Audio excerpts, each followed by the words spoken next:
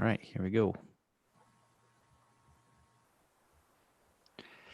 Hello and welcome to another episode of the Mastermind Body and Spirit Show. I'm your host, Matt Belair.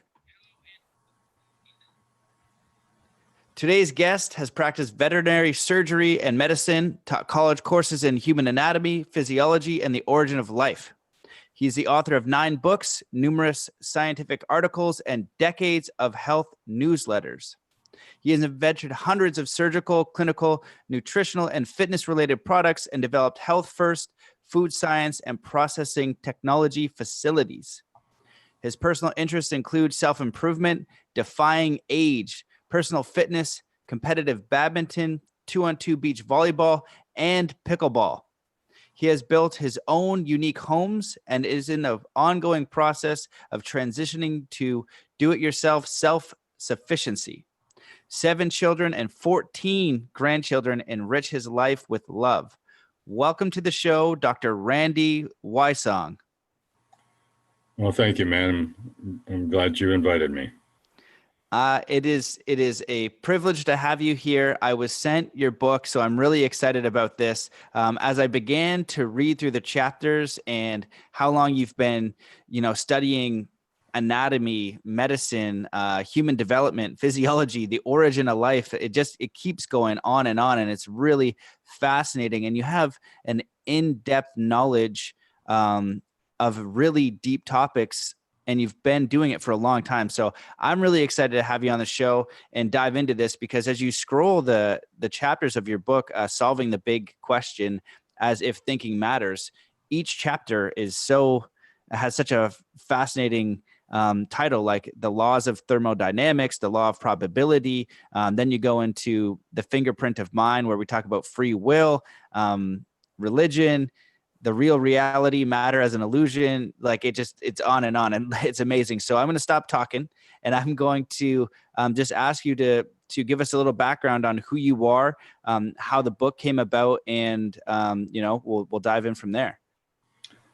Okay, well, you've given some of my background. I guess the background that would be relevant to the things we're going to talk about today would be I was raised as a obedient Catholic, and then when I went off to college, I became what I thought was enlightened and became an evolutionist, to kind of transition from there into an atheist. Then I found that main reason, I guess, that I transitioned to that is that I found that when I went to the priest with some little private sessions, talking to him about what his response was to the things I was learning in college, he really didn't have good answers. And so anyway, then as I continued in my college studies in chemistry and biology, and then into veterinary medicine and all the disciplines that are in that, I still remained, even though I considered myself an agnostic or an atheist, I was still troubled by what I saw in terms of just the complexity of the world, of nature. And as you take classes in histology and cytology and pathology and anatomy and physiology, and you learn all of these intricate details of the body, it's very hard to reconcile that with just atoms exploding out of a big bang, accounting for that. So I had the sense that there was something more. And then I thought, well, maybe that more is in some other religion, because I just assumed that religion somewhere, somehow held the answers. And so I started exploring the Bible, and then Bible-based religions. And that's really not something you get as a Catholic. It's more doctrinal, catechisms and so forth. And then I became convinced for a time that the Bible was the answer, that was the place that we could go for for truth and for an explanation for how we got here and where we're going and so forth. But when I associated with a Bible-based religion for a time, I'm only talking just a couple, 3 years, but I got very deeply involved and really studied hard. And I found that once even though the religion claimed to be the truth and the final answer, I found that when I discovered anything that was contrary to what their official dogma was, they would not tolerate that. And that continued on. My main goal during this whole process was the truth. I wasn't interested in just following somebody, and so I just kept that in the back of my mind. If I was pursuing truth, then if there were a God, then I certainly couldn't be faulted for that. So as I continued on that way, and I found more and more inconsistencies in the Bible and differences between what different religions said and the fact that the elders in the church organization really did not want to tolerate anything. And then when you come to think about it, the only way any religion, any particular religion, can hold together is if they are intolerant. I mean, that's the only way a set of doctrines can hold. They can't allow disagreement, or otherwise the religion would crumble. But over time, I found out that religion really ended up not having the answers. And as I thought further on it, I came to realize that all religion is man-made. Some creator didn't sit down and write the holy books, and there are so many things within religions that are traceable to humans in terms of the way that humans behave and so forth. And I just kind of fell away from religion, but I held this thought in the back of my mind that there's got to be some kind of creative intelligence or something out there that explains this complexity that I see. And at the same time that this is going on, I'm getting pretty deeply involved into medicine. Then I found out that as I was practicing veterinary medicine for a time, that whole paradigm in itself fails, because it's about treating symptoms. It's really not about addressing causes. It's not about prevention. It's just a standard of care that you're kind of obliged to follow. And it becomes kind of frustrating if you're practicing medicine for any length of time to see that most of what you do really is not doing a whole lot, and that probably 95% of all patients that come to you would do just as well if they never came to you, if they just went home and ate right or fed their pet right, and most of these conditions are self-resolving. And so that was another thing that I discovered that just really was not true, is the whole allopathic medical paradigm, the treating of symptoms rather than addressing causes. That was another truth that I was finding that just didn't hold up. And then I transitioned from medicine into an interest in nutrition, because as I explored that, and I was exploring this in let's see, I'm going way back in time here. It would be in the like the mid 70s. And at that time, nutrition was just, by medicine anyway, was just kind of considered like a branch of homemaking. And if you were to suggest that a vitamin or a mineral really did anything in relation to disease, it was considered almost quackery. And as I explored that more, I came to realize that was another so-called truth that wasn't true. that there is a tremendous amount of evidence indicating that what we eat has a whole lot to do with our health. And so that was another thing that kind of fell by the wayside. And so I ended up, because I couldn't really find supplements and foods and so forth that fit what I was discovering would contribute to health, I developed my own company where we developed hundreds of different animal and human nutritional products. And that company still exists today under the name of Wysong. And it was kind of my way of getting around what was mainstream, was just to go out and do it myself and do what I felt would be the right thing to do. A lot of the things that you see right now in the nutritional arena, like probiotics and enzymes and whole food ingredients, the benefits of raw foods, those are things that we were, if not the first, among the first introducing those. Then over time, I guess during all of this time, I was still, in the quandary about what is this, what is the meaning of life? Where did we come from? Why are we here? Where are we going?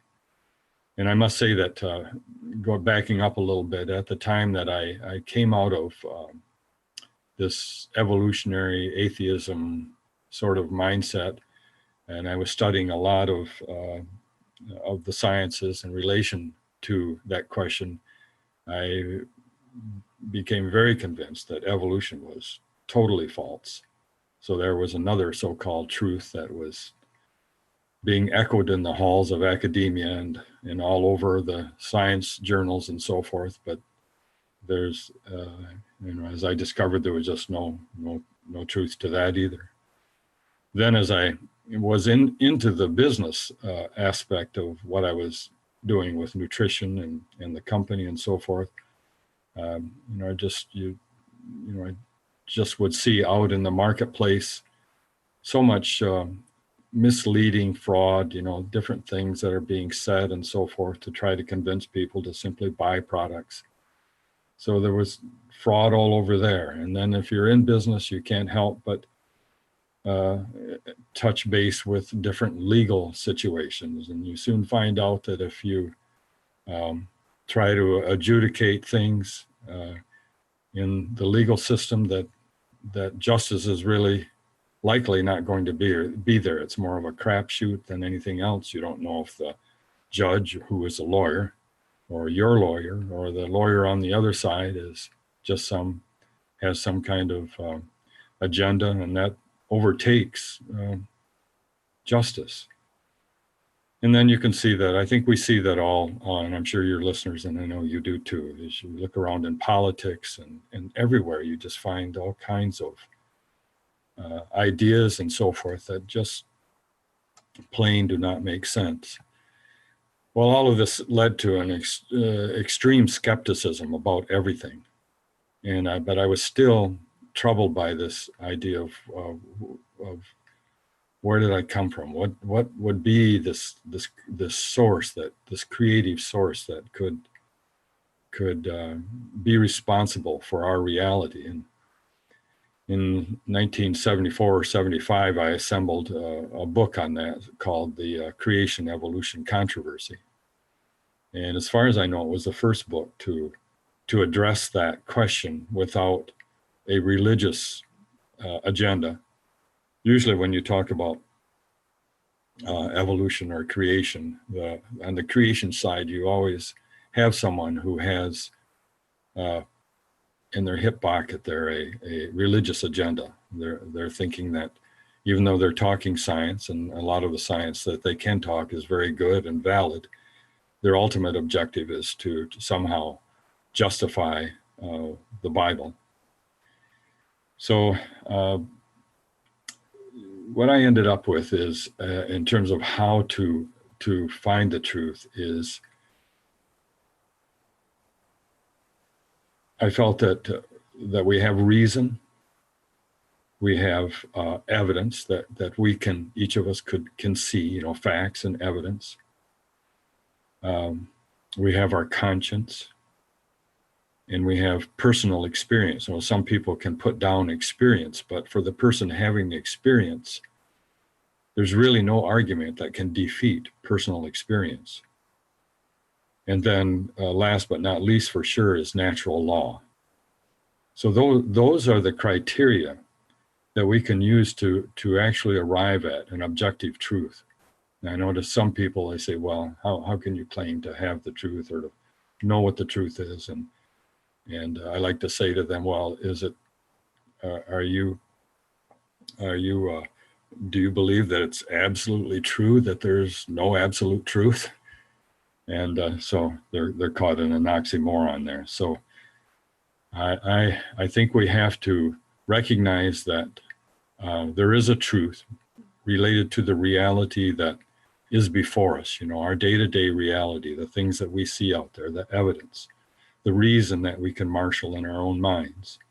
There's natural laws. We know that apples fall to the ground. They don't jump off into outer space. We know that 2 + 2 always equals 4. We have our conscience that acts as an ethical and moral guide. And then we have our personal experiences that we can rely on. Those are all things that access for us personal truth. So not personal truth, I would say actually absolute truth. In terms, when I say absolute truth, I'm talking about this reality that we face. This is not to say that there are not realities beyond these 4 dimensions that we're locked into because of our physicality. So that's kind of a background. And then in terms of the book, what the objective of the book was to show how that those criteria for determining truth, reason, evidence, natural laws, conscience, and experience, how any person on the street can just use those things and answer the big questions. Where did we come from? Why are we here? Where are we going? And I would have to say that, well, let me stop for a second, take a breath, and just, is there anything in that, Matt, that you would want me to just elaborate on a little bit more that was not really comprehensible? No, man, that was a really great start. And I'm sitting over here just fully ready to listen and absorb because one of the things that I noticed is your work and exploration started maybe before 1973. So what's that like? Well, that's a it long would have been in 40, the 50 years of time, like at yeah, least. right. And so, you talked about, a 2 or 3 year window exploring religion. Who knows how long your other windows were. And that's kind of where I am at my process. Is it takes a while to really dive deep, and then you can get to the bottom. And then when you're at the bottom, you can kind of make your own conclusion. Yeah, just really amazing depth of knowledge so far, and just continue. I have a million different questions, but I'll let you kind of continue on. Right. You just feel free to interrupt me because I don't want to just ramble.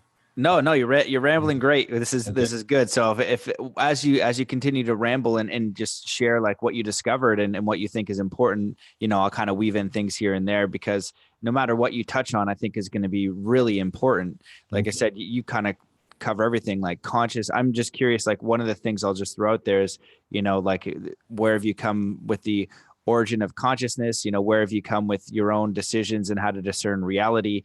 What reality is. This is all covered in your book, matter as an illusion, why there is suffering. That's one of the ones that I am curious about, because I think that's important. It's one of the Buddhist truths that life is suffering. And Alan Watts will say more accurately, life is frustrating, which is true. Right.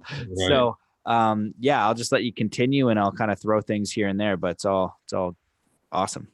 It was more than, I would say it was more than 3 years of religion. Man, like I said, I was raised in religion. So that was all the way up till I was like 19 or 20 years old. But then, when I fell away and then I decided to come back in and explore Bible religion, that was like a 2 or 3 year stint. I mean, it's something that I've studied ever since, but I was not just I mean, it was a 2 or 3 year stint where I was attempting to be just a dutiful little parishioner, if you will, and then until I started thinking for myself. So let me just, one of the main themes of reason I wrote the book is that and I hate to, in these podcasts, I hate when I mention a book, I don't want people to think that I'm trying to sell a book just for your listeners. Information. If they want access to this book, it's going to be free in a series of podcasts that I'm producing. It'll be free on YouTube, and if they want to buy the book, which I think would be helpful to them, because there's like 200 or 300 graphics and cartoons and so forth that you can almost read the book by just going through the graphics and just reading the captions. And I don't want people to do that, but that's another way. And we price the book very inexpensively if people want to go that route. But so if I mention the book, I don't want people to think that I'm just trying to push it. I just want perhaps people to understand, why I spent almost 15 years developing that book. Yeah, and I wanted to jump in and just support that in saying that when I was given the copy of the book or made aware of it, the first thing that's up there is 45 chapters, 271 pictures, cartoons, and graphics, and 9 years of research and development. And so, that's just an incredible piece of work, and that's just a way to share it. So feel free to, plug the book as the resource. It's your text manual. There's just, all it is information. For people to look at. So I have a copy, and it's really a special book, and it explores a lot of concepts that we're thinking about, right? Like you have it on there, like exploring and solving the deep questions. And this is your research over a long time from very incredible mind and credible source. So I just wanted to say, feel free to share about the book as a manual. And you've got full support over here, because I'm given a lot of books and I do a lot of research, and I think that it's an amazing piece of work. Okay. Well, thank you. Now I just, one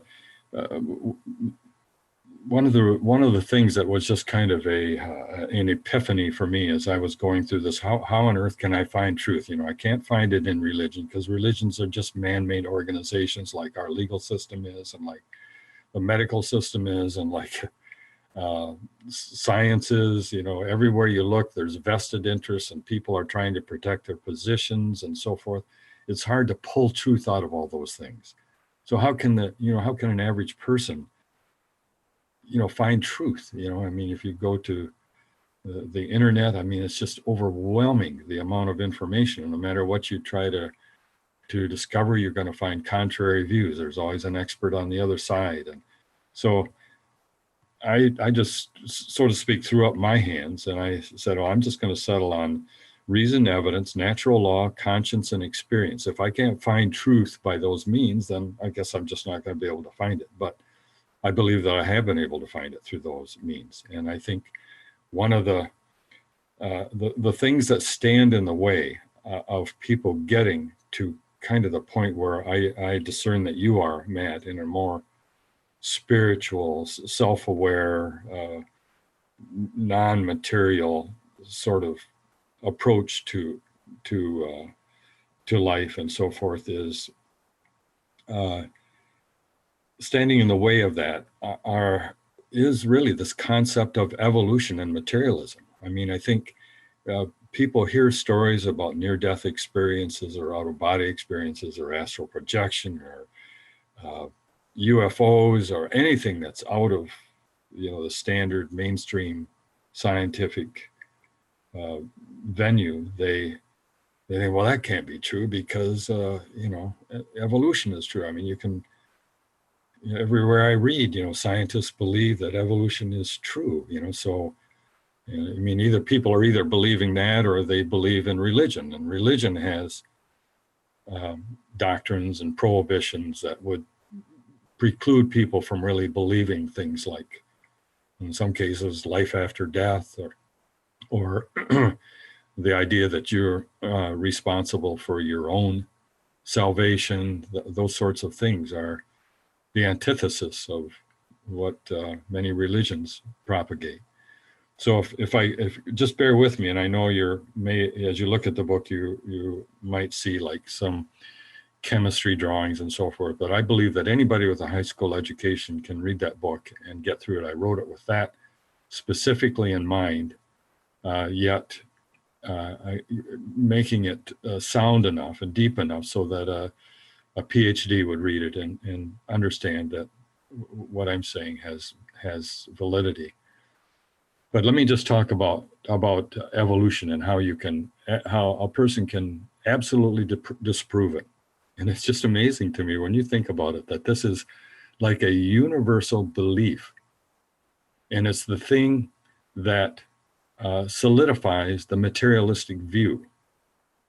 And so the materialist, he takes comfort in the notion that scientists believe or think that they have proven that evolution is true. And so evolutionists are materialists, materialists are evolutionists, and then that easily transitions to atheism and agnosticism. And so that whole mindset there is the thing that really stands as an impediment for many people going beyond and really finding out what the real truth is. So let me just quickly here talk about some of the proofs, the things that we know are true and how they contradict evolution. For example, and I mentioned that one of the criteria would be to use natural laws. The laws like the laws of inertia and physics and chemistry and mathematics. Those are things that we know are true. They're predictable. They're the things that are responsible for building skyscrapers and the skyscraper not falling down, for keeping jet airplanes in the air, and for this medium that we're using right now in talking. But so we have these natural laws, but if you'll notice, no one ever talks about, now where did those natural laws come from? You never hear even a speculation about how a natural law could evolve. And so that aside, let me talk about some of these natural laws. One of the natural laws are the laws of thermodynamics. The second law of thermodynamics basically says that over time, ordered systems will become disordered. Now, that's called the second law of thermodynamics, which sounds very heady, but the basic meaning of that things get messy is very simple, something that anyone can understand. I mean, it's why if you don't keep your house neat and clean, it gets messy. It's why if you just let a car sit out in the yard long enough, it's just going to rust and fall apart. I mean, things do not go the opposite way. And yet evolution is exactly the opposite of what the second law of thermodynamics is. Evolution states that starting with the Big Bang, just random atoms dispersing through space, these atoms coalesced into stars and suns and planets. And then on this particular planet, and perhaps on others, those atoms aggregated into things like amino acids and proteins and DNA, and then cells, and then multicellular organisms, and then ultimately becoming us. And yet that's exactly the opposite of an absolute fixed law in science, the second law of thermodynamics. Those things cannot happen without the input of some ordering influence. And so the second law contradicts the notion of evolution. There's the law of biogenesis. The law of biogenesis simply says that life only comes from pre-existing life. That has never been disproven. And yet evolution demands that out of no life, just random atoms in the broiling muck of the primordial earth popped out cells and then organisms and so forth. So that's another contradiction to a natural law. And then there's the laws of information. The laws of information state that if you're going to have information, it requires an information giver. And that information giver must have at least the intellectual capacity of the information. And further, if that information exists, that given time, and also according to the second law of thermodynamics, that information, if acted upon by any kind of random process, will degrade. It does not improve. So that's another contradiction to this notion of evolution, which simple evolving into more and more complex things. Then there's the laws of probability, and I like to call it, in fact, I'm going to change the chapter. I've got a chapter in there called the laws of probability. I'm going to call it the law of impossibility.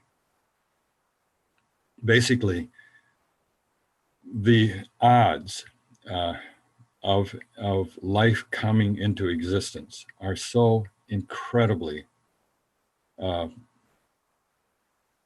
negative that it's just overwhelming. And for example, if it would before you could form life, you would have to form amino acids and you'd have to form nucleic acids, because nucleic acids are the molecules that are responsible for reproduction. But in order for nucleic acids to form, you need amino acids, which form into proteins and enzymes. And the nucleic acids really cannot reproduce without the enzymes. So one requires the other. The enzymes cannot exist without a nucleic acid coding for them, and then nucleic acid cannot really form itself unless it has an enzyme present. So you kind of got a circle there of impossibility. But in my first book, I calculated and I'm not the only one who's calculated this. Several have since then, and they come up with the same kinds of figures. What are the odds if you've got carbon, hydrogen, oxygen, nitrogen, sulfur, and so forth in the primordial earth? What are the odds of those atoms coalescing to form amino acids, and those amino acids joining to form meaningful proteins? And what are the odds of the components of nucleic acid? There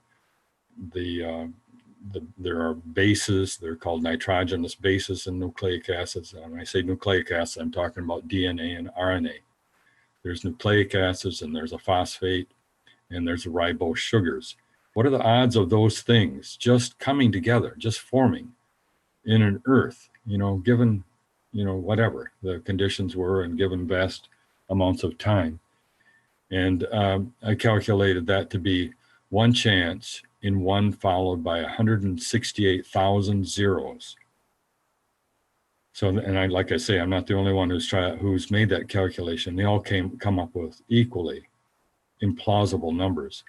And then what are the odds of, say, going beyond that and spontaneously forming like the first living thing that's self-replicating, self-sustaining, and so forth? And the odds of that, which that's a calculation I have not made, but Carl Sagan attempted to make it, and he says the odds of that are one chance followed by 2 billion zeros. And others have calculated, like Morowitz calculated the odds of that being one chance in 380,000 zeros. Now, when I give you numbers like that, I say one chance in one followed by 2 billion zeros. That seems very remote, correct? Are you with me, Matt? Oh yeah, 100%. I'm just listening to have him. Okay. Yeah, it's all right. Yeah, keep going. So now people have tried or let me put these numbers in perspective. There's there's 1 followed by 80 zeros atoms in the entire universe. To give you perspective on these numbers, when I talked about, the chance of just a nucleic acid and proteins forming as being 1 chance and 1 followed by 168,000 zeros, the number of atoms in the universe is 1 followed by 80 zeros. The number of seconds since the universe began, if you assume the 17 billion year age, is 1 followed by just 17 zeros. So I'm just trying to give perspective here. When you start talking about 1 followed by zeros, how immense these numbers are and how immense these improbabilities are. In fact, it's believed that there's only been 1 chance in 1 followed by 150 zeros bits of information since the universe began. Now, people have calculated what they call the probability limit, and that is 1 chance in 1 followed by at the most at the largest number would be 1 chance and 1 followed by 150 zeros. They're saying if the odds of anything is beyond 1 chance in 1 followed by 150 zeros, it just wouldn't happen. It can't happen. It's impossible. And so all the previous numbers I gave you, all the odds are way, way, way beyond the 1 chance in 1 followed by 150 zeros. So the point is that life spontaneously emerging is impossible, and we can say that with certainty. And then there's laws in chemistry. Like, for example, evolutionists say that life didn't emerge until the Earth, which they believe is 4.7 billion years old, until the Earth cooled enough to have water on it, because water would be necessary for life to emerge. And they believe that happened at 3.8 billion years ago. So it took, the difference between 3.8 and 4.7 billion years for the Earth to cool enough for water to form. But the problem there is that all of the chemicals that are basic to life, amino acids, lipids, which are various kinds of fats, carbohydrates, nucleic acids, sugars, all of those things are mostly what are known as condensation reactions. The basic ingredients that come together to form, say, like an amino acid, when they form, they produce, as a matter of the reaction, they produce water. Well, if there's a lot of water, if they're trying to do that where a lot of water is present, the water forces the reaction back to the left, back to the starting materials. So water, this watery environment that evolutionists say was, our early beginnings, and of course that's kind of reasoned back from the fact that our bodies are like 70% water, so therefore we came from water. That's the kind of reasoning that goes on there. But so just this one little law of chemistry, the law of mass action, which states that with regard to water, that if there's more water on the end products of a reaction than there are on the starting side, then the reaction is going to go to the left, to the beginning, to the starting materials, not to the right. Another real interesting thing in chemistry is that the amino acids that are formed randomly can be in either of two mirror images. They can be mirror images of each other. They're called the D and the L form. But yet life only uses the L form of the amino acids. Whereas if a chemist tries to make amino acids in the laboratory and he tries to put together the components and he uses all the right conditions and reagents and so forth, he always gets basically a 50-50 mixture of L forms and D forms, but yet life only has the L forms. I fear I might be losing some people with this chemistry stuff. I know if I start talking this stuff to my wife, her eyes kind of glaze over, and so I won't continue with that, but I go through all of these various laws that show that evolution simply could not happen. And when you talk about particularly like the law of information, and it concludes that if you have highly ordered systems, things that do contain information, it requires an information giver.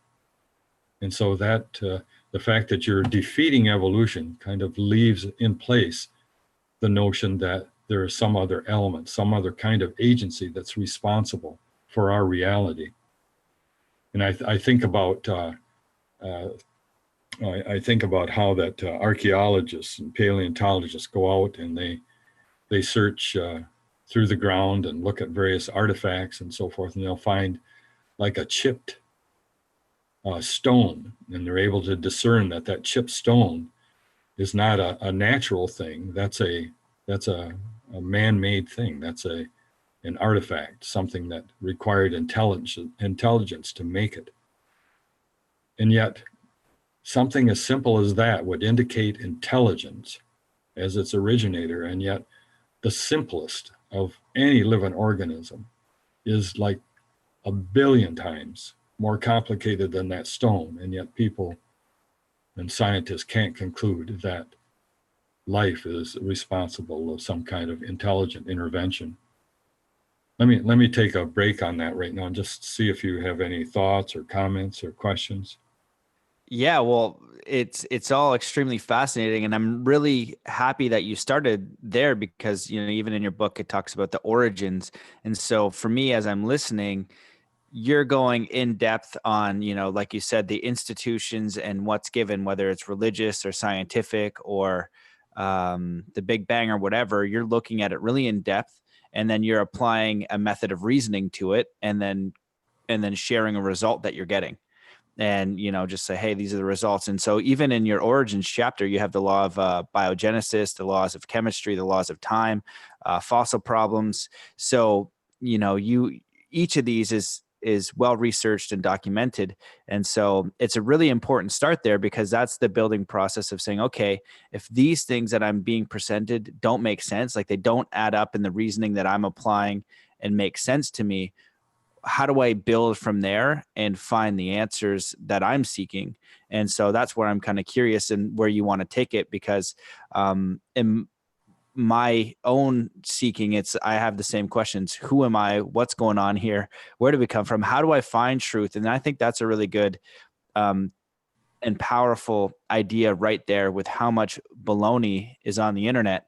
And, you know, I'm confused. Someone will present an idea to me and I'll research it and I'm like, I don't know if this is real or not. Like, you Sure. know, but I do know my own experiences are real and what value so they have to me. So I'm wondering what I'm specifically curious about, and you can feel free to elaborate wherever you think is most important, but you go into free will, which I think is important. And I'm curious to like where from there and seeing these systems, how did you apply and come to the conclusions of maybe where did we come from? What are the origins of consciousness?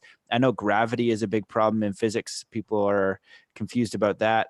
But free will and, you know, reality as an illusion, because there's a lot on simulation theory. Curious if you have any thoughts on that and what you've come to. And, you know, you talk a little bit about weirder things and personal weirdness. So, and then getting into the mind. And that's where, you know, we take this research, and if you look at your chapters and you look in depth, you can see where these problems arise through in-depth research. And then, okay, now what's the next step? What are the solutions? What did you come to? Sure.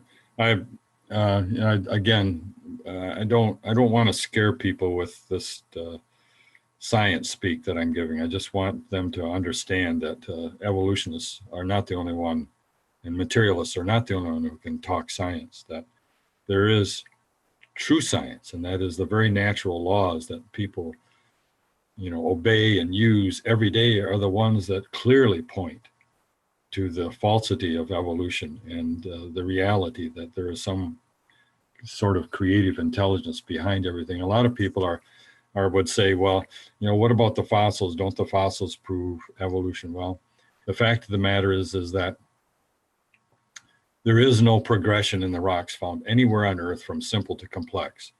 Evolutionists simply look at geological strata, and they accept the strata that shows simple to complex, and any strata that doesn't comport with that idea, they consider it an anomaly.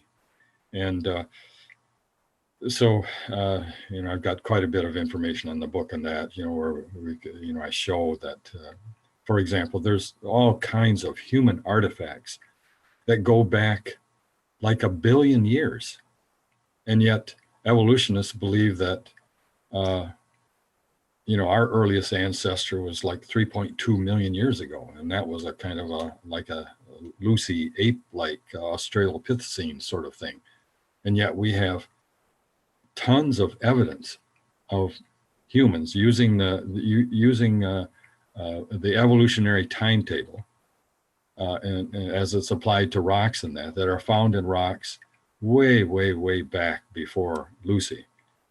And so that doesn't hold together. And then there's the question of are we really looking at devolution, which is really actually more consistent with the second law, which says everything degrades, that over time, the genetic material in all living organisms is going to degrade. And if we go back in time, we find out that there's lots of evidence that humans were very advanced. I mean, we have all the megalithic things around the earth, the pyramids and the trilithon in Lebanon, where there's 3,000-ton stones put in place next to each other. You can't even slip a piece of paper in between the joints.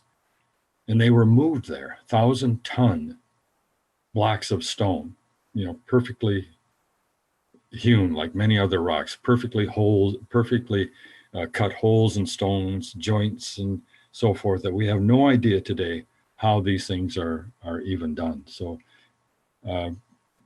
there's just all kinds of evidence that that humans are not at the more advanced stage that we kind of think that we are, that there is this mystery about history, that there was something going on way back that was just as human, if not more human, than in terms of intellect than what we had. And then the other thing I just wanted to touch on is the fact that if you think about any living organism, it's really a machine. And inside that machine, like inside your body, are all kinds of machines. There's a liver machine and a heart machine and a pacemaker machine in the heart, and there's neural machines in the brain, and there's digestive machines and bone machines, and inside of those machines are billions of components that all must be working together in order for that machine to work properly. And we know that such machines just cannot come into existence on their own. And it doesn't matter how much time is given, no matter how much you mix up the chemicals, that kind of order, that kind of complexity cannot happen.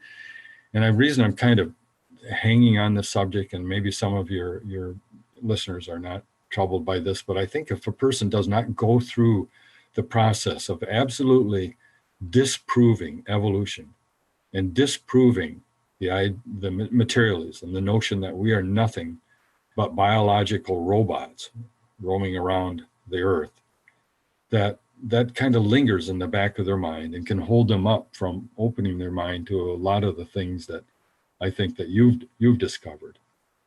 Now, in terms of free will, that's kind of an interesting topic. Let's just talk about that for a second. Most people would agree that they have free will. You chose to have me on, I chose to be here, and I'm choosing to say the words I'm saying, and you're choosing to listening to them. And every day we make hundreds and hundreds of choices that we would, we just know, it's obvious as the nose on our face that we have free will. Now, the question would become, where could that free will come from? Does that, the evolutionists, the materialists would argue that ultimately we're nothing but atoms, and the atoms are made up of subatomic particles.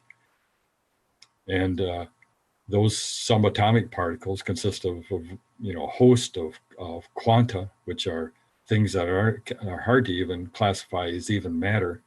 How does free will emerge out of an atom that is absolutely bound by natural law? In other words, an atom doesn't get to choose what it does. It doesn't get to choose to move in a particular way, or the electrons spin in a particular way, and the neutrons and protons agglomerate in the nucleus in a particular way. Those are all dictated by natural law. It can't veer from that because law demands that it not veer from that. So if atoms do not have free will, and we've never seen a molecule, which is a combination of atoms, have free will, how do you all of a sudden get free will once you get into living organisms? There's just no explanation for that. And so the only explanation that a materialist has is that there's no such thing as free will, which to me is an argument just basically to justify their position. It's not an argument based on logic or an argument based on experience or anything else. Do you have any other thoughts or questions on free will? I think the thing that I think is important here is that that's one of the proofs that we are other than matter, is the fact that we have free will. Because you cannot track free will back to our material components. There's no way to do that. What are your thoughts on that? Yeah, it's really interesting. Well, I wanted to share what I was thinking when you talked about, staying in the realm of disproving evolution and materialism, because you touched on an important point when you said it's like this unconscious driver. When you're looking to, let's say people are looking to expand their consciousness or increase their awareness or activate the third eye or become enlightened or whatever they're trying to do, which is me in this podcast and all that stuff. A lot of it traces back to your core belief systems. So if you haven't addressed that core belief of where you think you came from, whether it's religious or it's the Big Bang or whatever, and you haven't challenged that within yourself and you haven't applied your own reasoning and your own thought process to it, that can have a massive shift in your life. But most people, I think that many people are afraid to do that because it's kind of like the basis in construction of what you build your entire reality on. So if you dare to turn the lens around and question it, and discover that some of that foundation is faulty, your entire reality is now different, and it's a terrifying idea to present. So I think it's really good that you presented that information just for people to challenge what they believe. I think in exploring this podcast and where I was 2 years ago or 3 years ago and continuously searching for these things, some of the things that I believe change. And so it's, don't be afraid of having a look. So I think it's really good that you did that. And I'm glad that you believe in free will.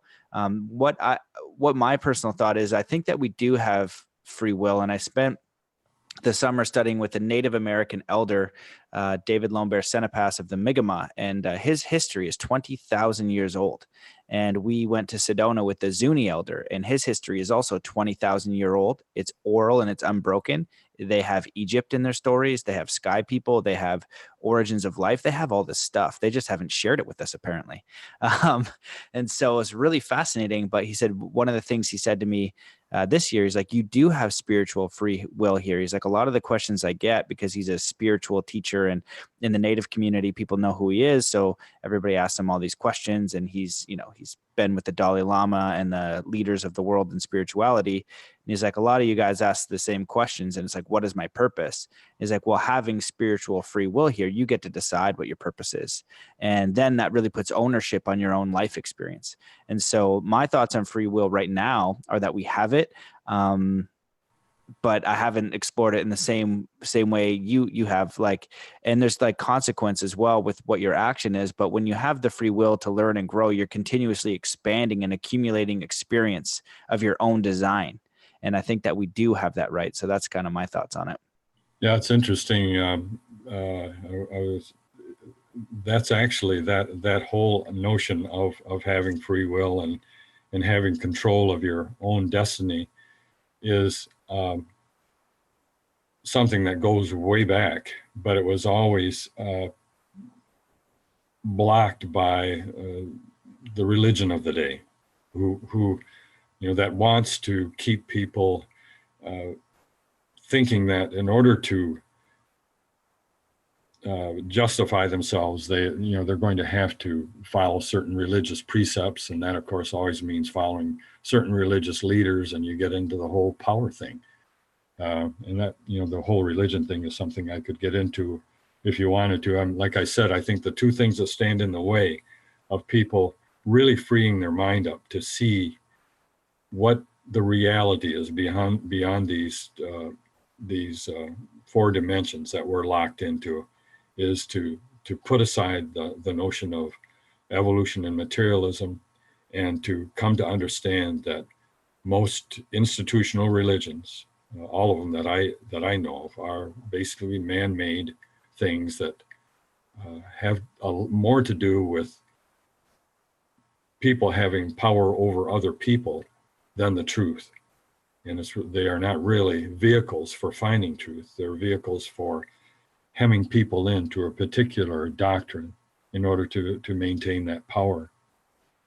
And so I don't know, would you want to talk about religion, or you want to get right into the more ideas on how we about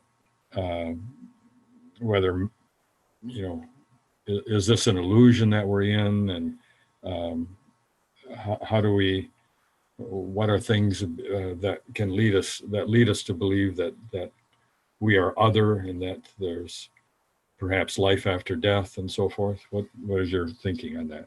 Yeah, well, I think, well, for me, the people who listen to the podcast, it's not to say that if you're believing in a certain religion is wrong, it's like, okay, have your own belief in whatever that is. But I think that if you listen to this podcast, you probably question what that belief would be. And so I have had some where, we explore religion in depth. What I would think for you is maybe if you could like summarize, ways that somebody could practically challenge their beliefs without going too far in, because I definitely have explored it. And it's only for me personally, because I want to dive deep with you on, because I've gotten to that point where I've questioned religion and things like that. So I'm really curious about, where you've discovered on the origin of consciousness, simulation theory, why we have suffering, and getting really, really deep into the meat and potatoes of it, because I'm just generally curious. But, one thing I'll share on the religious thing, because it has been explored, is that I was recently watching Darren Brown, and he's this kind of like magician showman in the UK, and he did a documentary on miracles for sale. And that's where, he looked at faith healing in the United States and how easy it was for him to create a faith healer out of a scuba diver. And he did a thing in Texas and just showed how people believe that this person was healing through faith. And he said at the end, he's like, this isn't an attack on your religion or your beliefs. This is just understanding that, there are tricks out there. And for me, when I explored religion and that kind of thing, it's like, are you giving your power over? I do believe in a higher power, but do I have to follow this doctrine? And is there a massive consequence if not? And I think that maybe you could provide like a little bit of your research, because it's probably similar to mine, and then maybe a way that someone could kind of explore it. But then, yeah, I would really love to dive into, the origin of consciousness and consciousness, matter as an illusion, life and death, and what you believe about that, because I'm sure that's fascinating. And then also for me, it's about how do I create in this reality in the most expanded way? How do I be the most aligned with, let's say, a spiritual truth and what we're seeking, what reality is, and how to have the most fulfilling life experience. And so these are concepts that I would love to dive deep with you in, and also go where you want to go as well. Okay. Well, if you get past the notion that we're just robots, atomic robots, that are the end result of a blind evolutionary process over gazillions of years. And you come to the obvious conclusion that there is some sort of intelligent, creative force behind, our existence in the world at large. One of the things that the way that you come to that conclusion is by the method that I talked about in the first place. You're using reason, evidence, natural law, conscience, experience. Well, if you start thinking about what the creator is, the first thing you would know about the creator, if the creator is responsible for this reality, the natural laws that exist, the ultimate truth, that creator could be defined as truth itself. So if we commit ourselves to truth, we're really committing ourselves to a God. And that needs to be the commitment. The commitment should be each individual should ask themselves, have they really discerned and proven truth, or are they simply following, the teachings of another person? And most religions, as if you study it, and the internet makes all of this stuff so easy now. I mean, really, ignorance is so inexcusable anymore.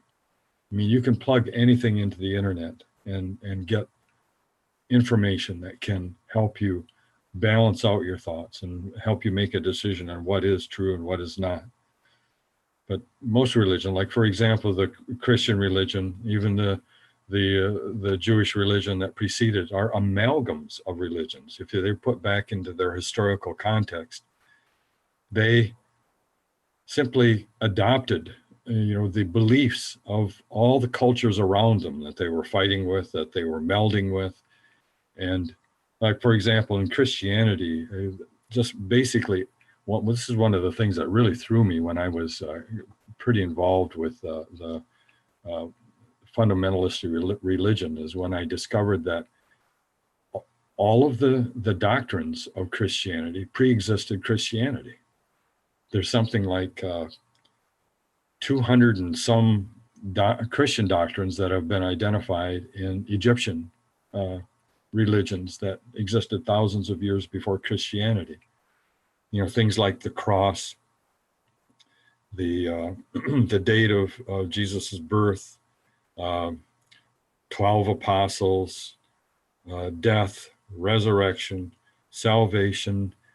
I mean, you can go through the rosaries, Christmas, the Christmas tree, Easter. I mean, just everything has ultimately a pagan origin. So if Christianity and Judaism is basically an amalgam of pre-existing religion, how can it be, like, quote, the truth, the representation of the creator?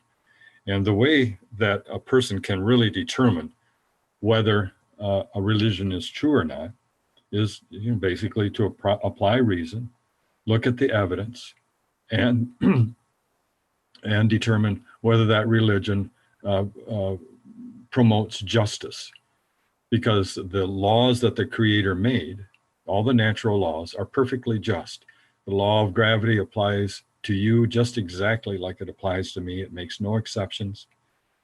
And so by using those criteria, like you can go through the Bible and you can ask the question, like, is the Bible reasonable? And there's all kinds of things that would make you realize that it's not reasonable. The only way that it is reasonable is if you have the pre-existing idea that it was written by God, and you better believe it or else. And then the evidence that is within the Bible does not comport with reality. And then it's not just. I mean, you've got a Bible God that kills an entire planet except for one family he puts on a boat. He kills the firstborn of an entire nation. He commands that people kill their or stone to death their disobedient children. There's death sentence for a woman if she is not a virgin when she gets married, for gathering sticks on a Sunday. I mean, on and on, you can go through things that are just totally unethical.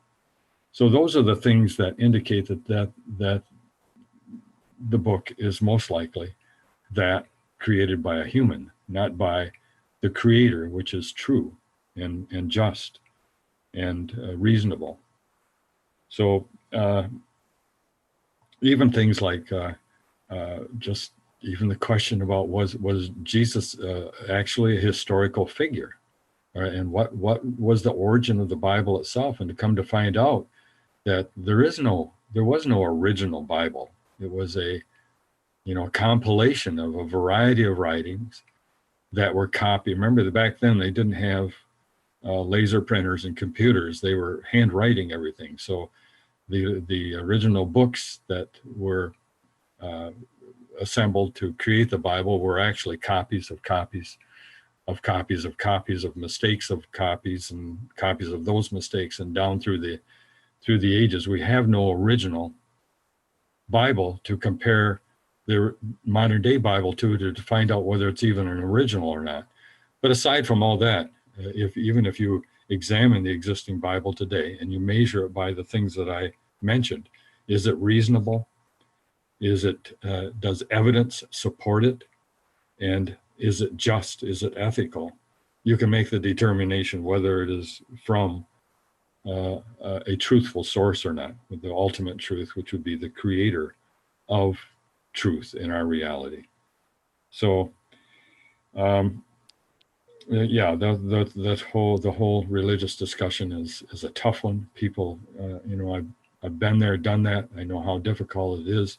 If you're within a religious organization, to challenge it, you develop a lot of camaraderie and friendships that are very important to you and your family. It gives you a sense of purpose and so forth, and you just kind of flow along with it. But it fills a lot of needs for a lot of people, and the most people just don't think about it, whether what they're actually doing has anything to do with truth or not. And like I say, with the internet, there's no excuse for being blind to evidence that can either support your belief or deny it. But as long as you're willing to examine all sides of the issue, you will eventually be able to determine whether what you're following is true or not. Now, with regard to matter being an illusion, Hey Randy, can I just add Sure. on to that before you dive in? Because I'd like Sure. to transition. Yeah, I think that's a really pragmatic way to share about that. And the forming of the Bible. One of the things that I had to look up was the Council of Nicaea, and it's a weird spelling. It's NICE AE. AEA, and that Yeah. was something that David Lombard and Clifford Mahudi were both aware of. So, like I said, these Native American elders, their history was 20,000 years. And so they're like, oh yeah, we know where that came from. Like it was Wow. the most mind-blowing discussion I've ever witnessed. And so, I'll always have to do this research of stuff that I've been completely unaware of. But in their history, they say, the Council of Nicaea created the Bible. Now, he's like, a lot of those stories and what's in there, there's truth in it. But then it gets changed to fit a need. You know what I mean? And if you look at the way it's been used over time, whether it's the Crusades or what the belief is in the church, in certain churches, in different spaces, and if it's not a benevolent one, right? And when the way you're talking about is just, is it truth? Is it equal to all? That makes sense. You know what I mean? And there's reason to that. And so, but it is a very challenging thing for someone to do, to question that when they're in that, because they're in camaraderie. But then you also got to question, how does a religion get built and started? And then you've got things like Scientology and, how many different religions there are out there. So I just wanted to say that was a really, pragmatic way to look at it. So I wanted to say that, and then offer people to research the Council of Nicaea as well. And then, would love for you to explore. I don't know if your book, like, does it talk about like the origin hold of? on, just a second, man. I gotta back up on on the Council of Nicaea and just add that was something that was headed by Constantine, who was a Roman emperor, and he was a pagan, incidentally, and he's the one who was deciding what was going to be accepted into the official Bible and what was not going to be. And there were many books that were available, and they just selected. And if you go back historically and understand what was going on back then between, the conflict between the Jews and the Romans, and how the Romans were basically colonizing all of the known world at that time, and they're moving into territories where these people have their own religions, their own customs, and that. So the Romans, found that in order to hold that territory, they had to just adopt, many of the beliefs that were existing within that territory into the official belief of the Roman Empire. And so the Roman beliefs became an amalgam. It was all a way to kind of hold an empire together. And the same thing happened with Christianity. Christianity became just a mechanism to tone down the Jews, who they were fighting with all the time, and to open up the whole world to the Roman religion. So that's the reason that Christianity opened up to non-Jewish people, is that so that the Romans would be able to pull people from every sphere into their official state religion, which ended up being the Roman Catholic Church. So yeah, that's a really, really interesting study, and people just, they can do an internet search, like, for example, did Jesus exist? A study of Constantine, what is the origin of the Bible? And it's also really interesting that if you get back in there, you find that in the early Christianity, that there were many. There was no early Christianity. Some people say, well, they what we need to do is get back to the original Christianity. There was no original Christianity. There were just vying factions of Jewish reformist movements, and there was a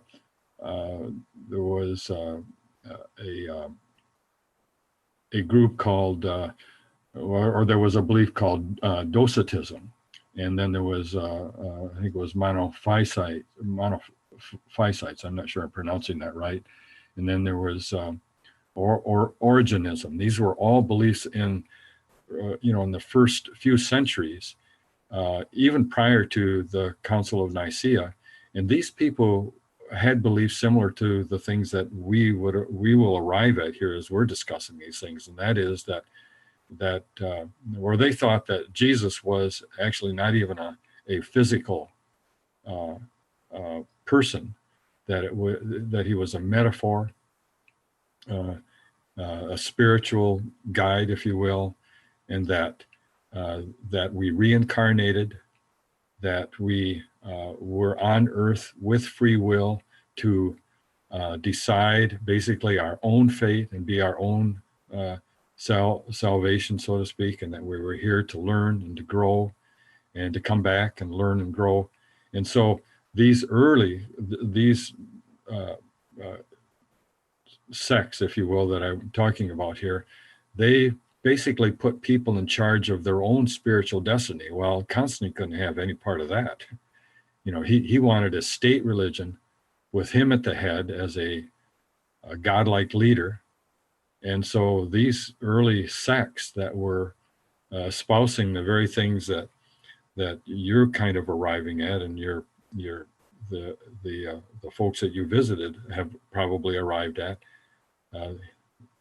he just couldn't tolerate that, and they were persecuted and killed, and anyone who was not a part of the official state religion of Rome just became a heretic, and that's the way Christianity evolved. But there's a lot of information on the internet that people can study on this, and They owe it to themselves to know the truth on that, and that they have to understand. Anyone has to understand that if they turn away from evolution, it doesn't mean that they have to become religious in the sense that we see it today with the various religions. And that's one of the reasons that people hold to evolution materialism, because they can't countenance the idea of of the opposite, what they consider to be the only option, that is being a part of religion and believing in the Bible, and they believe it's nonsense, and they can't go along with all of the obscene, horrendous things that occur in the Bible and that have occurred in the name of religion through the ages, like the Inquisition and witch trials and so forth. And so that holds a lot of people in evolution and materialism, because they can't tolerate the idea of sliding over into religion. On the other hand, people in religion, they think that they can't turn away from their religion, because they see the order and in the world, and they sense that there is some kind of creative force, and they have some kind of a spiritual sense, and they can't see themselves becoming an evolutionist. So those two positions are always vying with one another, and each of them think that the other is the only option. And there is the third option, and that is that we were created, and that we are immortal beings, and that we're non-material. Our essence is an immortal essence, and as such, it's immortal. And maybe that's a way to move into this whole idea of matter being an illusion and so forth. It was a brilliant segue. Yes. And I agree with all that. So please continue the segue. It is awesome. Okay. So one of the ways that you can realize that you're nothing, that you're not matter, is just think about it for a moment. If you don't have to be a physicist, a chemist or anything. Just think, if you just take your body and start cutting it up into pieces, and you keep cutting it down far enough, and you get into as far as an atom, and then you get into the neutrons and the protons and the electrons, and then you get into the quanta, the quarks, and all of the strings and so forth that are part of quantum physics. You end up at that point with nothing. I mean, you don't have to know about quantum physics. You don't need to know about atomic physics. You just know that if you cut your body down small enough, there isn't going to be a smallest piece. It's like an infinite regression. And when you get small enough, there can't be really anything akin to what we would consider to be touchy-feely matter. That we would be, we end up being just basically nothing. So, and quantum physics, which is kind of a new physics, even though it was, begun in the early 1900s in earnest, has demonstrated the same thing, and that is that at our ultimately smallest part, we're more like a thought than any kind of a thing that we could consider to be matter. So just from that standpoint, we can come to understand that we are not this physical body and brain that we think we are. We're something different than that. And just the fact that you have free will, that you have free will, which is a quality or a capability that's far beyond matter itself, tells you that there's something else going on. And then each day you have approximately 60,000 thoughts popping into your head. And somehow those things are all kept organized. Otherwise we'd just basically be going insane if it was all just jumbled in there. But nobody knows where those thoughts come from. There's no identified loci in the brain, a point where where a scientist can go, or a neuroscientist can go and say, hey, that's where your thoughts come from. That, those neurons and those pieces of DNA and RNA. But that's not possible anyway, because if you reduce DNA and RNA down to its simplest chemicals, there's not thoughts there. There's only the chemicals. And if you break those chemicals down far enough, there's nothing there. So in essence, what we have is we have a creature, us, and other living things that are like, we're like our brain and our bodies are like receivers receiving a transmission from somewhere else. And that transmission from somewhere else is the thing that is other, that is guiding our thoughts, that is guiding our conscience, that keeps things organized. And you know, one of the things I like to ask somebody, I'm just going to ask you, Matt, what is that part of the body that's at the end of your arm? What is that called? My fingertip. Okay, yeah. Okay, what is that?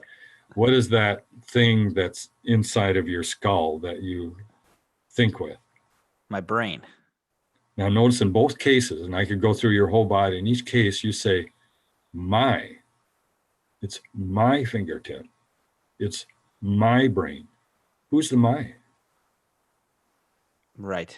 Isn't that neat? Yeah. We intuitively know that we are other. And it's been found that kids actually, until they're about 10, do not believe that they reside within their brain or within their body. They think of themselves as being outside of it.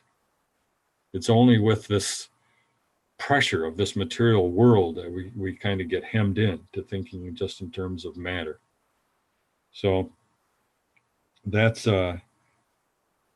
kind of well, there's so many things that we can talk about to, you know, in terms of other. One of a neat experiment is that if scientists attach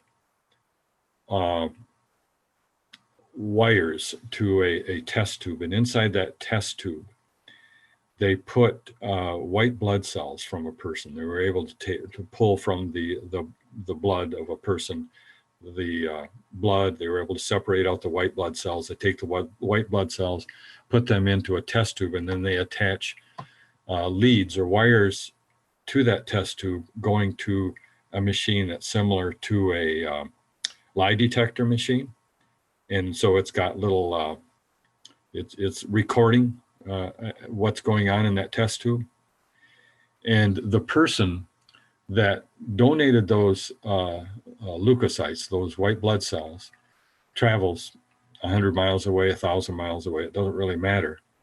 And they're put in a room with a theater and a movie. And in that movie is going to be a scene that is personal to them and very disturbing. Like, let's say they were in a crash and they lost a member of their family in that crash or whatever. And so the movie does something to show something similar to that. Or if it's a war veteran, they show actual films of planes going down in the ocean or battle, you know, on the ground battle and so forth.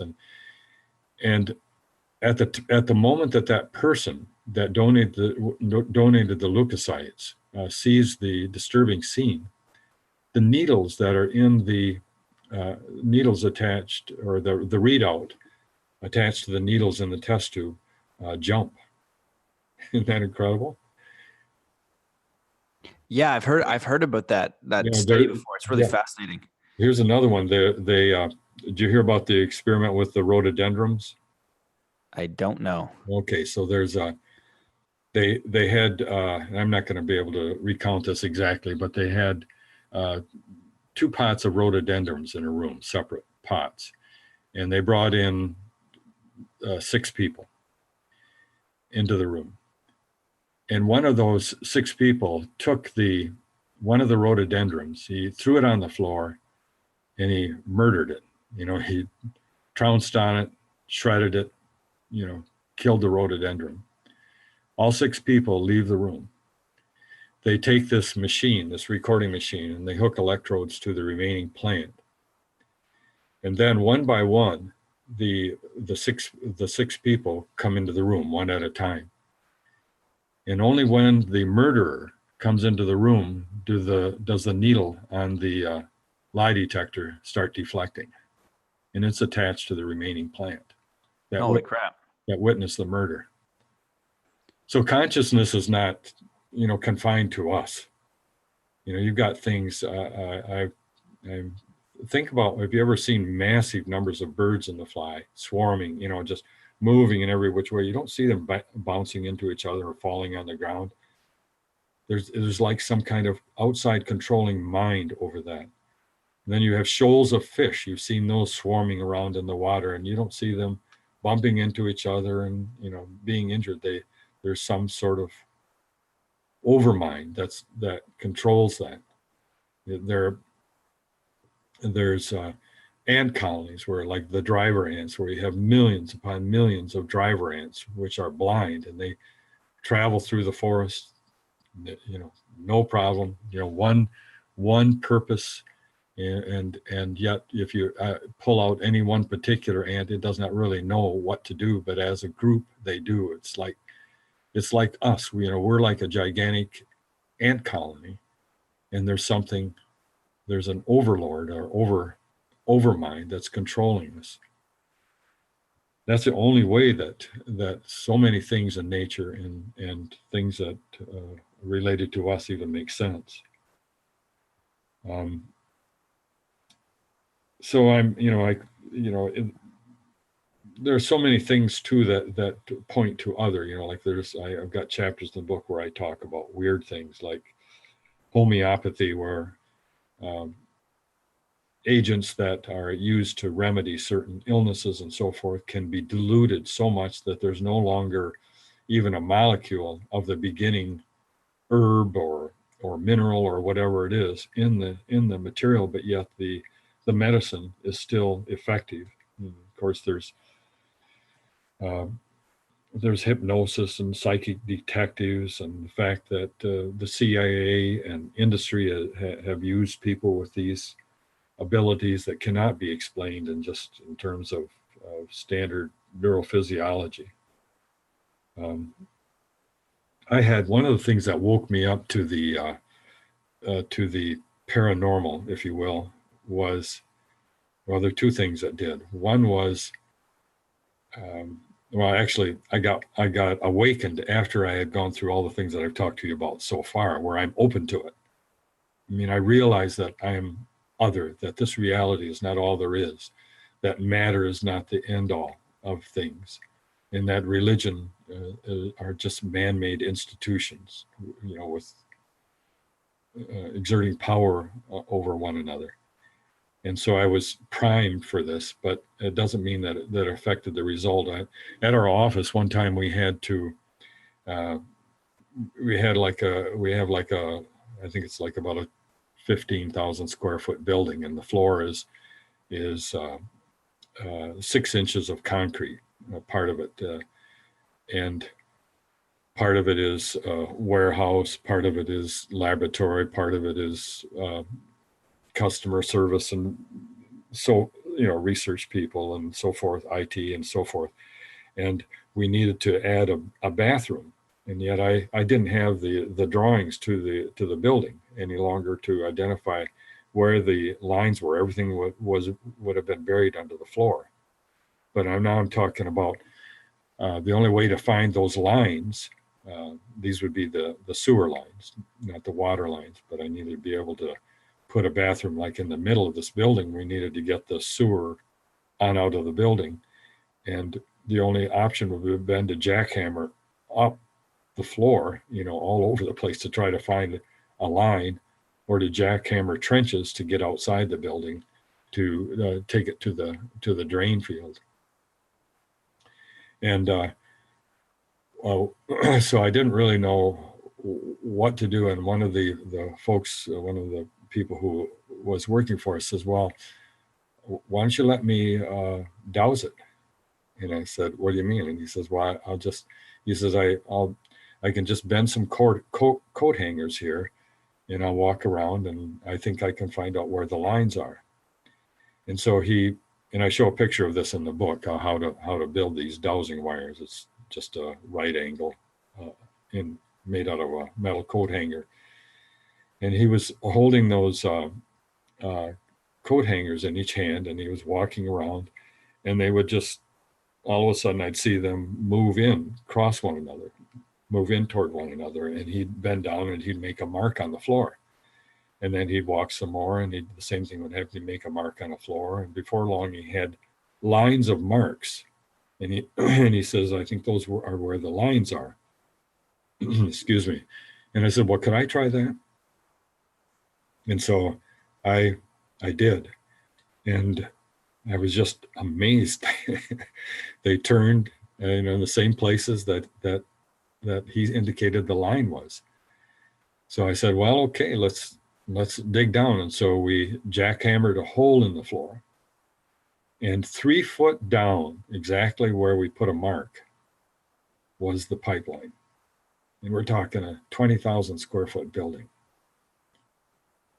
So nobody knows how on earth did something like that happen. There's stuff going on that is just beyond our comprehension if we tie ourselves to just our physical reality.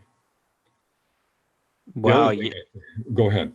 I was going to say, yeah, that's interesting. Well, there's countless stories of people having personal experiences with, let's say, the higher mind or something, the harmony that, connects us all, that force that creates the coherence in a flock of birds or a school of fish or whatever that case is.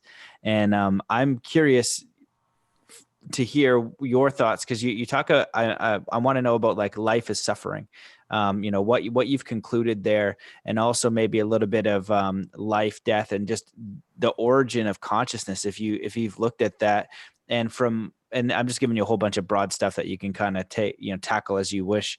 But the idea that, okay, we are in this experience of consciousness and we're not really sure where that consciousness comes from, but we do have this influence in our consciousness. So if I decide that I want to get really good at ping pong and that's my choice, I could play ping pong every day and take action, and then all of a sudden I'm pretty good at ping pong.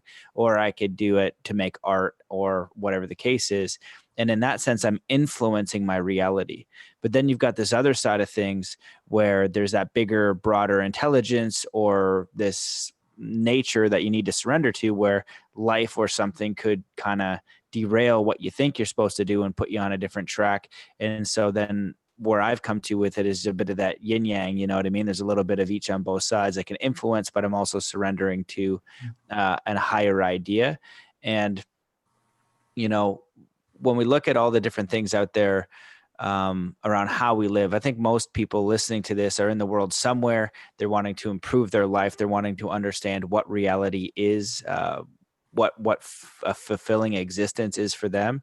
And so I just kind of wanted to give the idea back to you that, I'm curious to see what your thoughts are on, like, why is it so darn hard? Why are we suffering all the time? Why it's such a pain in the butt sometimes?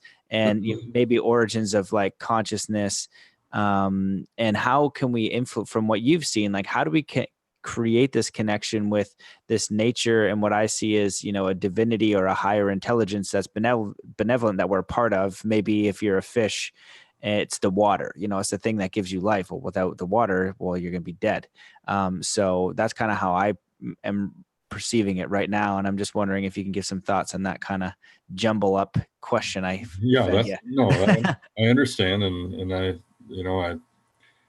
had the same questions, and I'm not going to pretend that I know everything. And one of the reasons that I can't know anything is because I'm hemmed in by this physical reality. And that's one of the things that people have to realize, is that this process that I've given you about using reason and evidence and natural laws and ethics and justice and those sorts of things to ferret out truth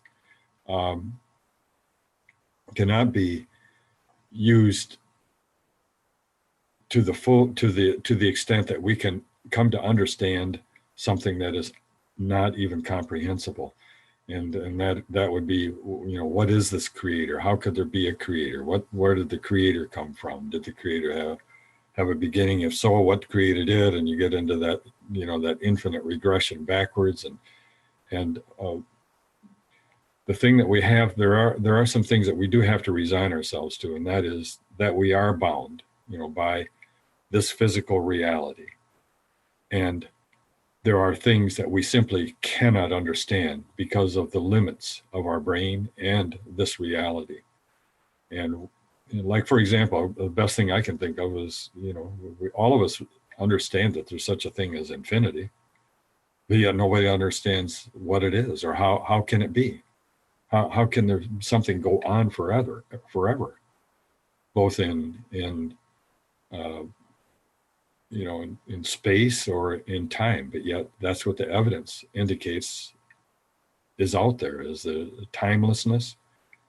Everything is interconnected and things are infinite. You're getting into realms that are beyond our capability. So I'm content with that. I'm not content with it. I don't like it at all. I mean, I can't wait to get in a point if that is something that is in our destiny, to actually understand these things more fully. But we're here in this physical reality for a particular reason, and all of the things I've talked about prior to this, and certainly not all inclusive, but would indicate that we are immortal conscious beings. And then there's all the evidence from like near-death experiences and past life regressions and out-of-body experiences. Those things clearly point to a life after death, to a consciousness after death. And so one of the things that can give us insight into what immortality is like, or what life on the other side is like, is by people who are able to have out-of-body experiences, or near. I don't like the name near-death experiences, because these people that have these experiences are dead. It should be death experiences. Do you know what I'm saying? It's kind of confusing. If someone says they had a near-death experiences, well, then the neurologist can say, well, you're near death, you're not dead, so you're still thinking and you're hallucinating or whatever. But the fact of the matter is that these people who are having these experiences are literally dead.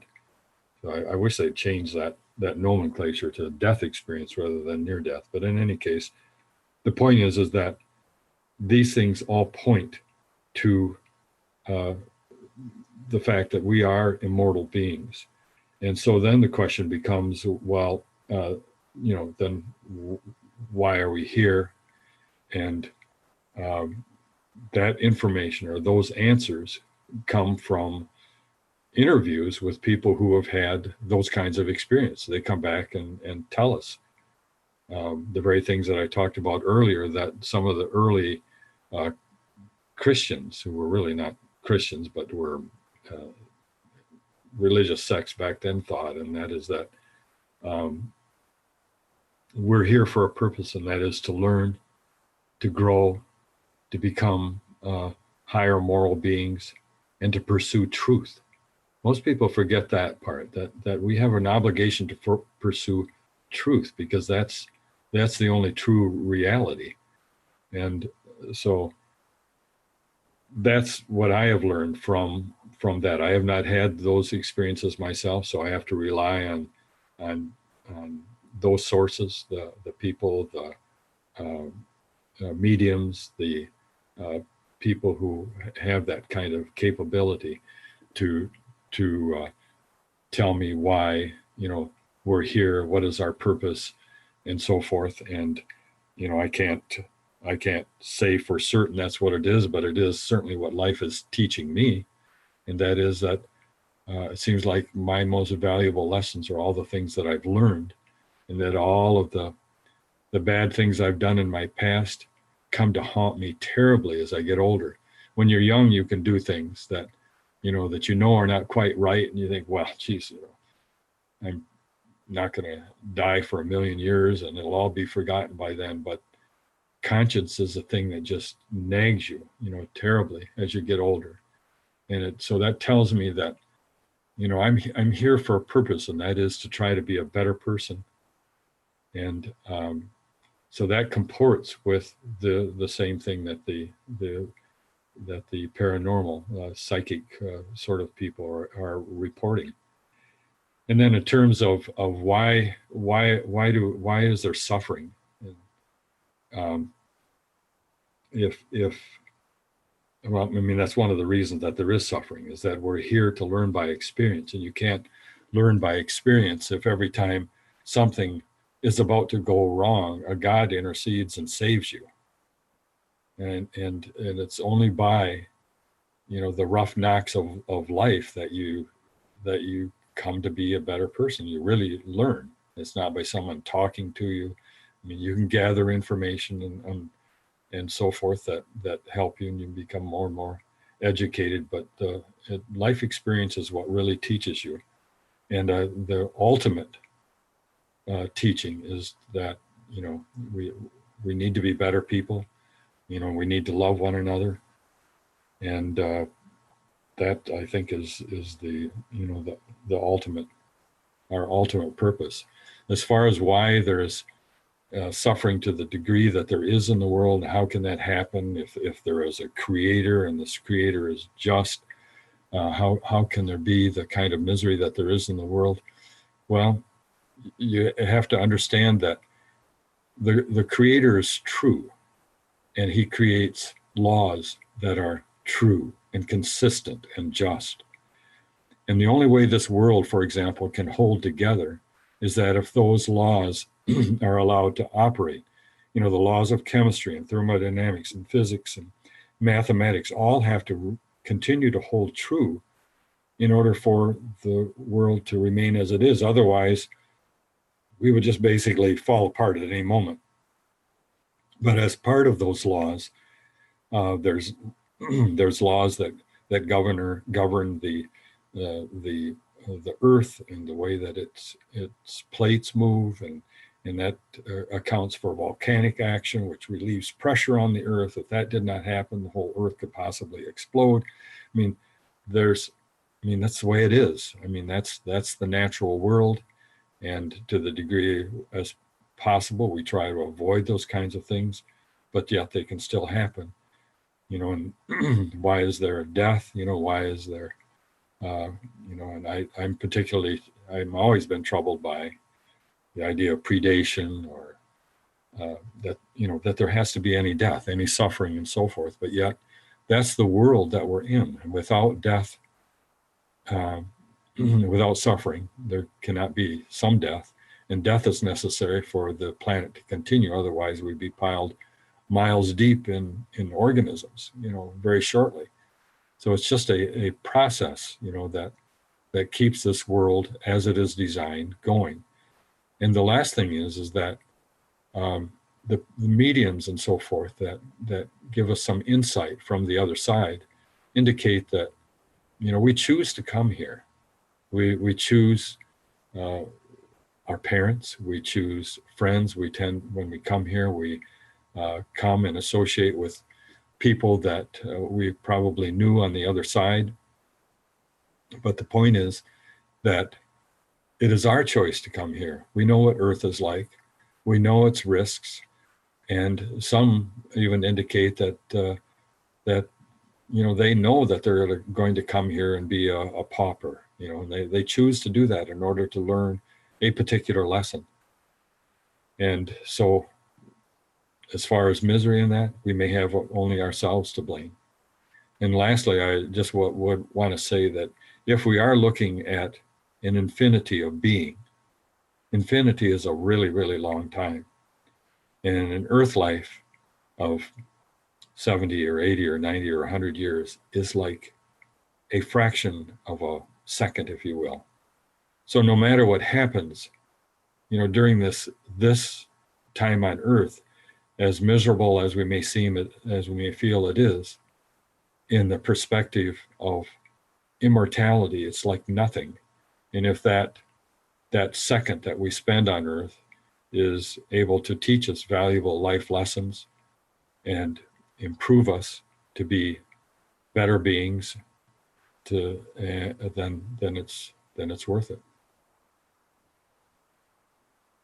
Amazing. I love all that. And I definitely have similar views on pretty much all of that. I've heard from different people that this is Earth school, and my own exploration into what life is and what the meaning of this is similar to that idea that we're here to learn and to grow. And I like the way that you share why we have suffering, because if we do indeed have free will, you're not going to learn the consequences of your actions to then get feedback from the environment to then make a different action.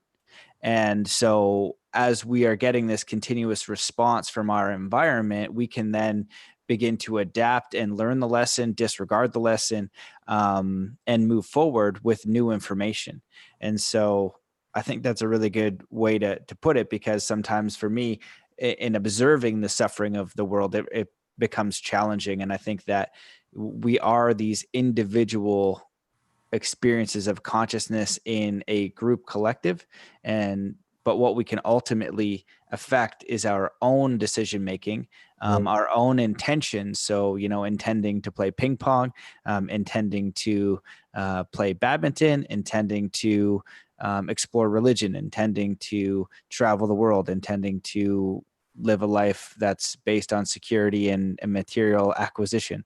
Really, the choice is endless. And even if the choice being made is something that another person might not understand, you're still going to have learning in there.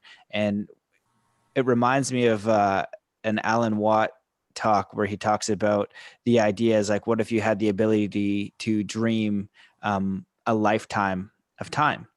And you would do that every single night, and you would do a few lifetimes of pure bliss and joy and enthusiasm, and then you'd switch it up a bit because it get boring, and gradually over time you would get more and more daring with the so-called risks of your dream. And he's like, eventually you would dream to be where you are right now. And when I heard that, I was like, that's such a brilliant Yeah. um, perspective and idea to consider. And And I think that, it's also true that, that evil or bad or misery or whatever suffering would probably not be permitted to happen if good could not come from it. And it's out of all of this varied circumstance that we see. And oftentimes it is miserable, horrific, terrible things that do happen on earth. But out of that can come things like compassion and empathy. And that's, if everything was hunky dory all the time, what a boring life. I mean, I'm not saying I want misery, but I guess there is risk here. We got to use our heads, we got to use our hearts.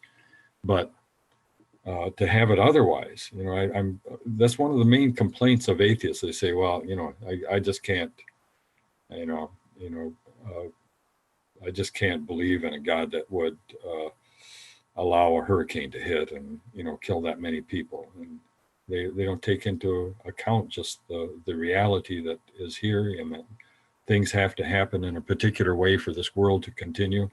And they certainly don't understand that they may have made the choice themselves to come here and to endure those sorts of things in order to become better beings.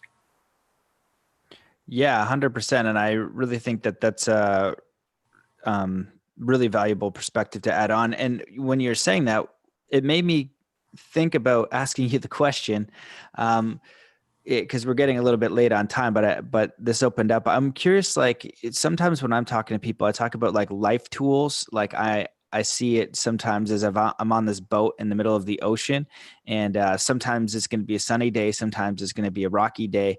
But through my consciousness and through how I develop my mind and my perspectives and my learning and truth and experience and all those things that you're listing, I get better at adjusting the sail and my rudder and making sure the boat is clean. Whether it's your thoughts or whatever analogy you want to focus, it's kind of like I get better at learning to navigate the boat, and they're kind of tools in mindset and consciousness.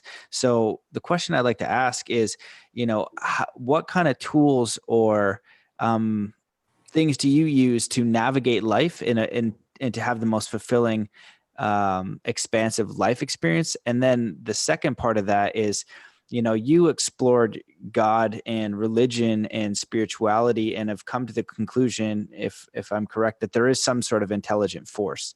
And for me, when I was younger, God, I was like, well, I don't like this idea of like somebody hovering over me and like judging me, like the way that I was taught it, but I was like, I do like the idea of like a higher intelligence, because I feel like there is something. I feel like there's an eternal, and I think that there is a benevolent side to nature and existence. Like that felt right.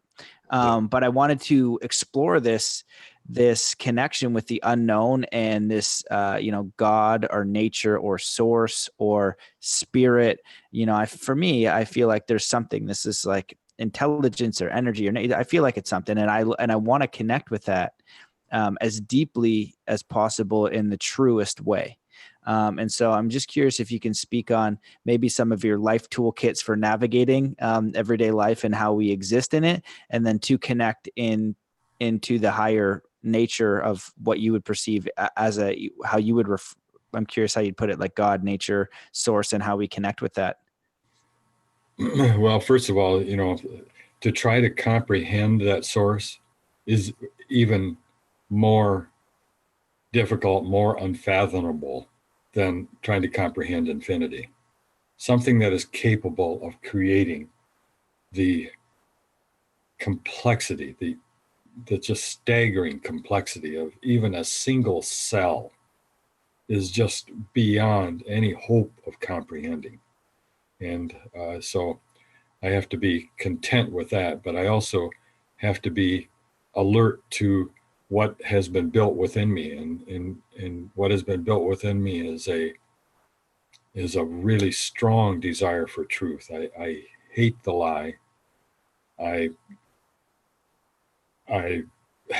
just I like to overturn things that are obviously not true, that are leading people astray and are affecting their health or their mentality, or are strangling their mind. And so I just think that each of us have a desire for truth, but most of us think that we can't find it. And I think the things that I've touched on here, I hope at least have made people realize that there is a way to find truth, the truth within this reality. And to the degree that we're able, I think that we should continue to do that. And that's something that I keep in the forefront of my mind. I'm always listening to things and looking at things, and I'm thinking about truth. Although the things that I have developed in the book have kind of made me content that way. I mean, not to say that I can't find new truths, but they're all kind of like addendums to this basic thesis that I have developed in the book, and I'm trying to share with people. And the other thing is listen to conscience, and treat other people like you would like to be treated, and be the best person you can possibly be. That's I'm not so, there was a time I was even trying to do some things like I was listening to a program where they were talking about how you could possibly do an out of body experience. I was not successful at it, but those things are kind of would be nice. I guess I think it would be nice to be a medium, but I don't know, maybe that's a awful burden to have, But I just think, basically people just need to pursue truth, really open their minds, not be afraid to challenge any pre-existing belief. And the internet is the best truth finder you'll ever. I mean, it's just unbelievable what is available to people, so they can determine whether what they believe is really as true as what they think it is or not. And follow your conscience. And if you do those things, what more could be asked of you? That's the way I feel. That's amazing. I think that's extremely practical advice and very useful, because this, like you talked about, like God or spirit of nature, it's so unfathomable. And I've had experiences in my life where I've been to like that realm. Two of them were in meditation, and basically was like experienced a state of consciousness that's so far beyond anything that you could comprehend. That, And I, excuse me, Matt. That may yeah, speak to the fact that we are part. We may be part. In fact, the evidence would indicate that we are. Whatever that creative thing is, we are likely a part of it, because everything is a continuum, as far as we know. yeah, yeah, and I absolutely agree with that, and with your concepts, because the idea is that, okay, great, like that experience was very fleeting, and it's not like I have them all the time. It's like a couple blips in my life where that I experienced it, but it just confirms the knowingness of what you just stated there, of pursuing truth, of being open-minded, of being kind, of using my conscious. That's what it shows you.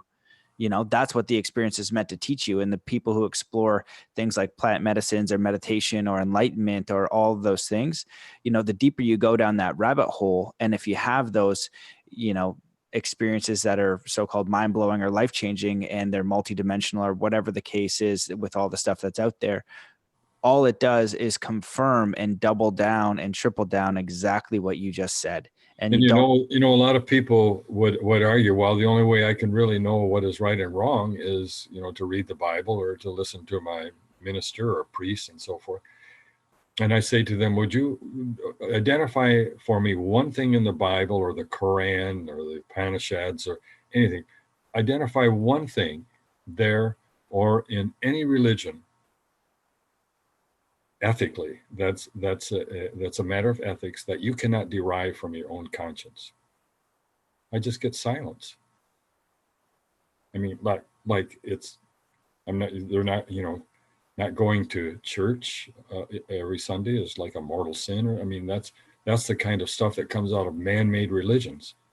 But as far as things that matter, like not stealing, being kind, not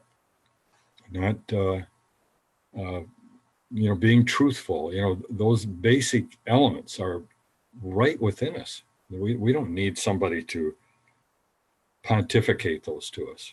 Those are things that are right there. But I just find that amazing, that people will spend their whole lives, poring over scriptures and original language, the Aramaic and the Hebrew and the Greek and so on and so forth. And I was in organizations that were doing that, where there were people who were just doing nothing but poring over scriptures, trying to find prophecies and doctrines that prove other religions wrong, and on and on.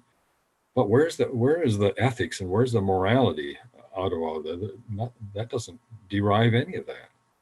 And none of these people, if they're asked, tell me something in your religion that makes you a better person that you could not derive from your own mind and your own conscience, and they can't answer it. So that tells you that we don't need something else. It's all built within us. Yeah, I totally agree with that. And I think that's an incredible point, that we have our own compass. We know, you definitely know what is right and what is wrong. And if you're like, I don't know, then, that's that shady area in yourself, which is probably not correct, but then you do an action, right? And so even if you do the quote unquote wrong thing, and then the environment gives you feedback, right? Yeah. I think Bill Burr talks about this, about one of them is one of the comedians, Bill Burr, or the other guy, I can't remember his name now, but he talks about how, like, when a little kid does something terrible and, then something bad happens, he's like, you're not supposed to pamper them. They're supposed to feel crappy, because then they know that they shouldn't do that. They're supposed to feel all yucky on the inside. Let them, that's how you learn. It's like, you make this action, you take a kid's dinky car, right? And then he finds out and you feel terrible. Like, that's that feeling and that feedback for yourself to know, oh, you know what? That's not a good way to operate in this reality. That doesn't feel good. That's not in alignment. And you don't need, like a guide. And that's where it gets a little bit interesting when I studied hypnosis and mass persuasion, because I was curious about how we had war on the planet. I was like, oh, we're supposed to be this. And I'm a kid at the time, like 15. I was like, why do we still have war? And we still do now, which still surprises me, but I learned about that. And it's because there are rulers of the planet, and people have agendas, which are based on greed, and that they use all different And kind of tactics. excuse me, just everybody's here, not at the same level of moral development. That's Yep. that's what my understanding is from people talking to people on the other side. They say that there's all levels, and people come here who are, dastardly people, and there are people here who are very, morally developed, and out of that mix comes our world that is a mixed bag. Yep. Yep. 100%. And I think that we both kind of touched on this, is that, you're the driver of your ship, and every good spiritual teaching, or one that I consider to have value anyway, always puts back the fact that you're the creator, that you have everything within you to answer those deep questions and to have your own navigation of this existence. And you can learn from other people's and other ideologies, but there's nothing over you. There's no God hovering, waiting to condemn you. It is kind of like you experiencing life as like that God spark, that source is in you. It's in all things in the same way, That's right, because it certainly can't be explained by looking at atoms. Yeah. And those deep questions where people get confused and they're curious, the unknowing part, there's no chance that we're going to know it. It's so, like you said, so far beyond comprehension. It's you are not doing it. It's like a 2-year-old trying to figure out, I don't know, advanced quantum mechanics while juggling 1,000 balls in the air while doing simultaneously backflips. Like it's just not, it's not happening. And so that's where that kind of surrender piece, and that's where you get that feeling, that intuitive sense. And I think that intelligence and that knowingness is in that silence, and it's that feeling, and and some of it you have to surrender to, because we're here in, the veil or the illusion to experience this. Because if we did A plus B plus C, it would be boring. We wouldn't get the feedback. We wouldn't be able to create in the exact same way that if you play a video game, you don't know all the cheat codes. You got to kind of figure things out, but we're kind of in some sort of wild advanced version of that. Yes, I agree. Very good. Amazing. Well, this has been a privilege and an honor. I think that with your book and this conversation, we literally just, we briefly didn't get to talk about pickleball. I know. We could do that another time. Yeah, that sounds good. Sport is I would sometime I could talk to you about that, about how I just believe that sport is a great learning tool for many things in life, for self-improvement, for honesty, for learning, for just developing yourself in so many ways. Well, I 100% agree. Well, before I end any podcast, I always see if there's anything that you wish that we had touched on or that you want to elaborate on. And, the sport thing for me, because I told you at the beginning, I wrote a book called Zen Athlete, because I believe that, essentially your book, Zen Athlete, would be a very, touch on a few points in a different way to teach it to kids. So yours is more like the adult version, the expanded version with lots of science. But what can we empower youth with that is beneficial to how they navigate life and a person, and the tactics and tools in there? It's kind of like a catalyst to develop mind, body, and spirit, a way to navigate reality, kind of like your philosophy of understanding the truth. Sure. It's a process that doesn't change. And sport for me I totally agree, is a very powerful way to explore reality and also improve yourself in every single way. So if you felt like touching on that, definitely go for it. And if there's anything else that you wanted to touch on or that we didn't cover, feel free to elaborate. Oh boy. Well, Or we can, it could go on. I agree with you on the sports. It's been a part of my life. I still compete in the sports that I think you mentioned in the introduction, and that's one of the things I really look forward to, and I like the fact that it keeps me constantly trying to be fit. It helps me watch, how I take care of myself, nutrition. I mean, and I'm able to pass that on to others, and over the past 30 years, I've been doing that in terms of health. But yeah, I think sport is in fact, now I've kind of transitioned. I used to work out just to be physically fit, I guess, before I really got strongly into adult sports. But now I always train with the notion of how I can be better at the particular sports that I play. And just the camaraderie that you have, and it's I think could be a great part of anybody's life, no matter what the sport. It's just a very interesting thing to do, and many things you can learn from it.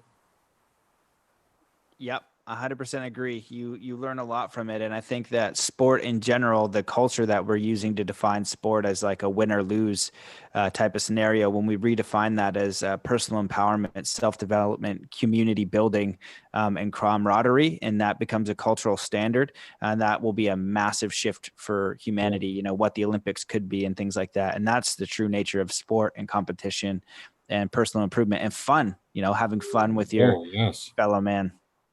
Yep.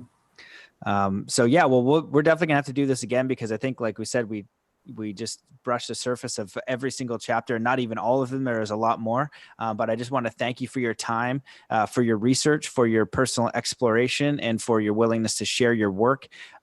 Before we end off, I just want to ask if there's anything else again that you wanted to touch on, and just let people know where they can find more about you and the book and your work. Well, the best thing to do to find out more is just go to the website. It's called asifthinkingmatters.com. Or, that'd be the best way to do it. If they plug Wysong into a browser, they'll end up into a lot of the company stuff, but maybe they would be able to get at me that way too. But asifthinkingmatters.com is the main source of this kind of information, and I have a free newsletter that I do. And like I said, if people don't want to get the book, I'm slowly developing the book. I mean, I'm slowly recording the book in podcast form and on YouTube, so that would be available to them too. Awesome. Sounds good. Well, Dr. Wysong, it's been a privilege to converse with you. Definitely stay in touch, and thank you so much for coming on the show. Well, thank you, Matt. It's been great talking to you. You too. Well, have a great day. You too. Bye-bye.